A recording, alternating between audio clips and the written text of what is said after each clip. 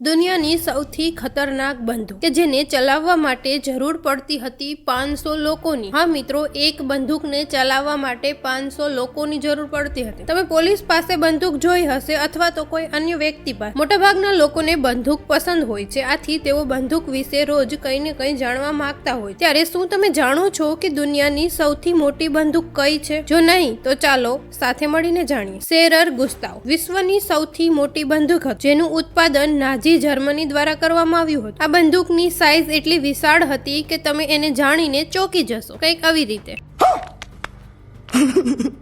આ બંદૂક 46.3 મીટર એટલે કે 155 ફૂટ લાંબી, જ્યારે 7.1 મીટર પહોળી અને 11.6 મીટર ઊંચી હતી। તેનું વજન 1350 ટન હતું। તેના મોટા અને ભારે વજનને કારણે આ બંદૂકને ચલાવવા માટે 500 લોકોની જરૂર પડતી। માનવામાં આવે છે કે ધ શેરર ગુસ્તાવ અત્યાર સુધીનું યુદ્ધમાં વપરાતું સૌથી મોટું રાઇફલ હથિયાર હતું। તે 7 ટન વજનની ગોળીને 46 કિલોમીટરના અંતરે ફાયર કરી શકે છે અને તેની હેરાફેરી કરવા માટે રેલવેનો ઉપયોગ કરવામાં આવતો। આ બંદૂકમાંથી છોડવામાં આવેલી ગોળીનું કદ 31 ઇંચ સુધીનું હોઈ શકે છે। તે જર્મનીની ધ કૃપ ફેમિલી કંપની દ્વારા બનાવવામાં આવી હતી। આ એ જ કંપની છે જેણે પ્રથમ વિશ્વ યુદ્ધમાં બિગ બર્થા તોપ બનાવી હતી। આ લાયન્સ ફ્રાન્સ દ્વારા 1928 અને 1940 ની વચ્ચે જર્મન આક્રમણને રોકવા માટે બંદૂક બનાવવામાં આવી હતી। પણ મિત્રો, આ બંદૂક છે ને એ કોઈ અસરકારક હથિયાર સાબિત ન થયું। તેની નિષ્ફળતા પાછળના ઘણા આશ્ચર્યજનક કારણો છે।